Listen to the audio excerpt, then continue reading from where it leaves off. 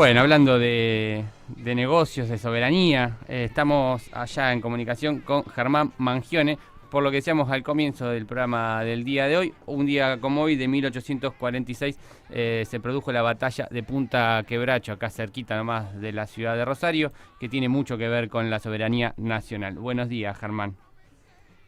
Buenos días, Mariano. Buenos días a todo el equipo. ¿Cómo están? ¿A qué nivel la videollamada? La verdad que no tenemos tanto de esto. Eh, Impecable esto. Impecable, las Malvinas de fondo. Con escenografía y todo, ¿eh? Impecable. Bueno, contanos, por empezar, qué pasó un 4 de junio de 1846, brevemente, por supuesto. Bueno, es interesante, inclusive interesante que tengamos que contarlo, porque me parece que eso es parte de la historia.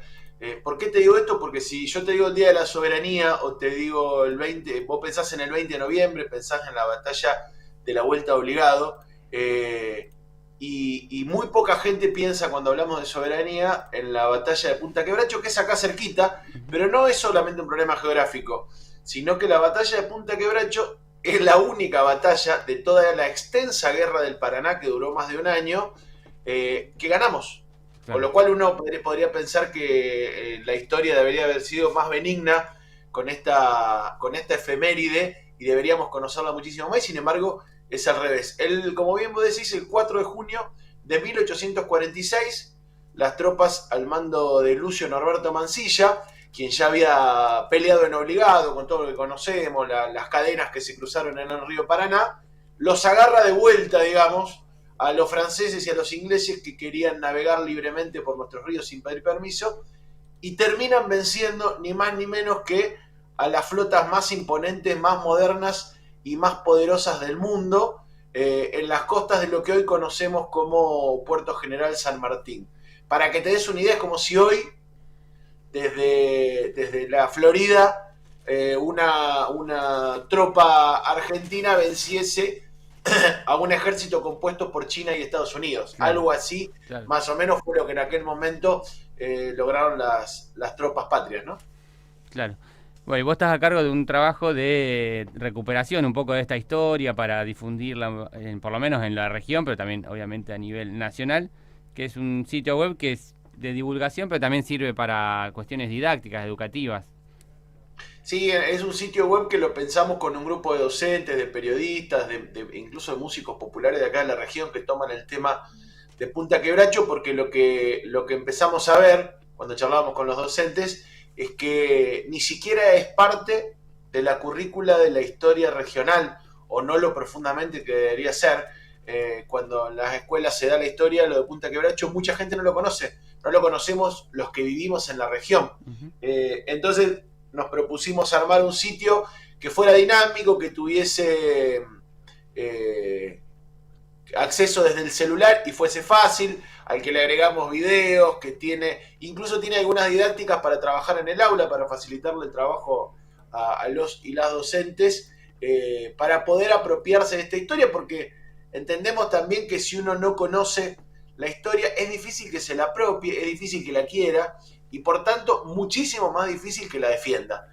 Por lo tanto, el trabajo está apuntado a eso, a recuperar la historia de Punta Quebracho, a vincularla con la actualidad, con la soberanía en la actualidad, pero sobre todo a dar una herramienta para esto. Te cuento un paréntesis, algo Ujú. que me enteraba anoche. Sí, A partir de este trabajo y de algunos docentes amigos que tenemos, chicos de una escuela secundaria de Puerto San Martín, se metieron en un concurso sobre la historia regional y ganaron un concurso sobre Punta Quebracho, tomando mucho de esta información y recuperando esto. Digo, a uno le entusiasma que sirva para algo, ¿no? Que claro. efectivamente juegue un rebote cuando vos le das una herramienta que sea interesante, que esté buena, que sea dinámica. Bueno, eso. Sí, te iba a preguntar que si había tenido alguna ya recepción, difusión a nivel educativo, a nivel de chicos involucrándose con esta historia, que tiene mucho de épica, es una historia con la que te podés emocionar e involucrar. Es un peliculón. Claro, Es un, claro, es, un, es un peliculón porque además tiene todos los condimentos, ¿no? Digo algunas cosas concretas. No solo la desigualdad, la típica trama del David y el Goliat, que tenía en aquel momento entre el ejército patrio al comando de Lucio Mansilla, de Juan Torné y de Santa Coloma, bajo las órdenes, por supuesto, de Juan Manuel de Rosas, sino que además tiene historias que uno va conociendo a medida que se va metiendo. Por ejemplo, Torné, que era uno de los artilleros de Mansilla, estaba en San Lorenzo cuando empieza esta guerra del Paraná, que arranca en Obligado, y después se da en el Tonelero, cerca de San Nicolás, se da en San Lorenzo, lo que se llama la segunda batalla de San Lorenzo, y después culmina en Punta Quebracho. ¿Y por qué estaba acá en San Lorenzo? Porque durante la batalla de la Vuelta de Obligado, en un momento que es donde pierde el ejército patrio, Torné estaba a cargo de los cañones.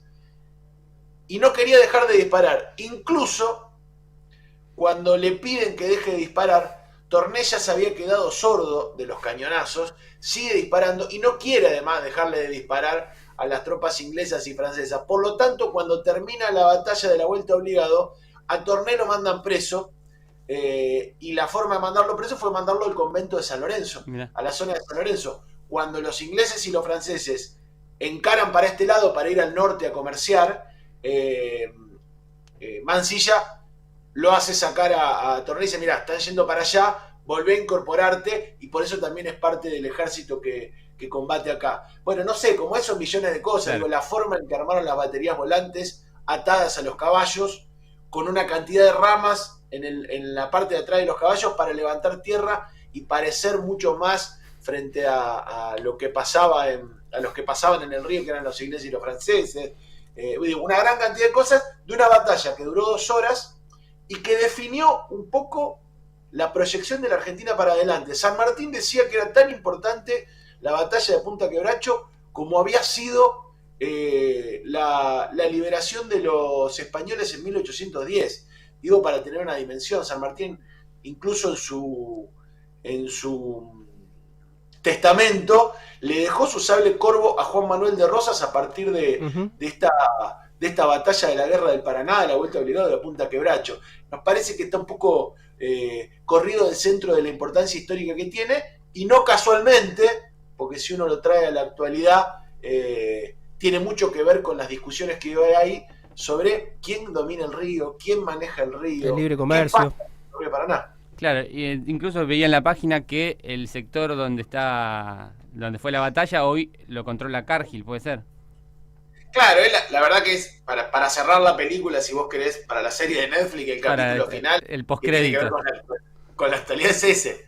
178 años después, el territorio donde se cree que originalmente fue la batalla, donde estaba la Cruz del Quebracho, que vamos a decir una cosa, recién 100 años después de la batalla, o casi 100 años, 60, 70 años después, se puso una conmemoración. Claro. No se conmemoraba directamente. Eso tiene que ver también con la relación con los ingleses, porque le ganamos, pero tampoco para tanto, entonces tampoco ofendamos a los ingleses, y no se conmemoraba la batalla, la victoria. Por eso también se conmemora la Vuelta de Obligado y no la batalla de Punta Quebracho, que es cuando ganamos. Pero bueno, decía, donde estaba la cruz, durante la dictadura le cedieron a Cargill parte de esos terrenos, a la empresa estadounidense Cargill, y Cargill desplazó la cruz original 2 kilómetros a lo que hoy conocemos como el Parque Histórico Nacional de Punta Quebracho. Así que mirá cómo será que las potencias extranjeras hoy siguen dominando nuestro río y tienen hasta el lugar histórico de la batalla en su dominio. Sí, que el cartel, incluso la señalética, tiene una flecha como hacia allá, es el lugar histórico, no acá, claro, sino así. Pero vos sabés que la historia siempre vuelve, ¿no? Y mirá cómo será que el año pasado fuimos con un dron a filmar el interior de Cargill, desde el río, y vos sabés que los trabajadores de Cargill hace muchos años volvieron a poner una cruz de palos en el interior de la empresa, y vos ves, es muy impresionante, búsquenlo porque está, creo que se llama el Campo de la Gloria secuestrado, o algo así, el videito que armamos, o está en YouTube, y vos ves en el medio de todas las cintas transportadoras de soja, los camiones, qué sé yo, una cruz en el medio de Cargill, conmemorando que ahí estaba el original, ¿no? El lugar original de la batalla. Así que, por muchos sentidos, la batalla de Punta Quebracho es necesario reivindicarlo, no solo por una cuestión histórica, sino porque me parece que tiene que ver con con los debates más actuales que tienen que ver con el federalismo, que tienen que ver con el control frente a las potencias extranjeras, el control de los recursos, bueno, una gran cantidad de cosas que hacen que sea muy interesante también conocerlo y por eso lo reivindicamos, ¿no? Sí, en lo que tiene que ver con la actualidad, vinculando la batalla de Punta Quebracho con la actualidad, el control del río Paraná sigue siendo un tema de discusión. Se habló mucho de la hidrovía del gobierno anterior y eso sigue dando vueltas y sigue bajo control extranjero. Sí, efectivamente, o por lo menos hacia ahí se encamina. Hoy todavía está en manos, después de 25 años, se logró que esté en manos de la Administración General de Puertos. Esto tiene que ver también con la lucha de muchas organizaciones, como el Foro por la Recuperación del Paraná, al que pertenezco, y muchas organizaciones en todo el país que empezaron a cuestionar después de 25 años por qué no teníamos el control y la administración de nuestro río, ¿no? Y de todo lo que entra y sale por ahí. Que ese sí es el mismo debate que el debate histórico. Digo, controlar el río Paraná no es solamente controlar los buques argentinos o la entrada y la salida de Argentina, es controlar el embudo de todo lo que se produce, de todo lo que entra y todo lo que sale, te diría, de todo el cono sur. Uh-huh. Con lo cual, esa era la importancia y esa sigue siendo la importancia. Está en manos de la Administración General de Puertos, pero da toda la sensación por los planteos que, no, obviamente por los planteos que hace el gobierno de Milei, pero también por las posiciones que va tomando el gobierno de Maximiliano Puyaro, que el lobby que históricamente han hecho las agroexportadoras y las multinacionales para que se vuelva a privatizar y que no esté en manos argentinas y que el Estado no tenga ninguna injerencia en lo que entra y lo que sale del Paraná, da la sensación que hacia ahí va y es uno de los objetivos principales que se han trazado los funcionarios del área del gobierno de Milei, volver antes de fin de año a hacer la licitación y hacer una licitación internacional, como pide la Bolsa de Comercio de Rosario, el principal lobista del tema, para que quede nuevamente en manos extranjeras. Así que te diría que esta pelea que arrancó allá en 1846 no solo no se ha resuelto, sino que es uno de los desafíos más actuales y más de cara al futuro. Tal cual. Bueno, difundir, Germán, entonces, ¿por dónde podemos entrar a la página, redes de este trabajo? Bien. puntaquebrachohistoria.com.ar, la web puntaquebrachohistoria.com.ar, se llama La pelea de un pueblo por su río, y en las redes lo encuentran así también como Punta Quebracho Historia. Van a encontrar todo lo que tiene que ver con el trabajo que venimos haciendo.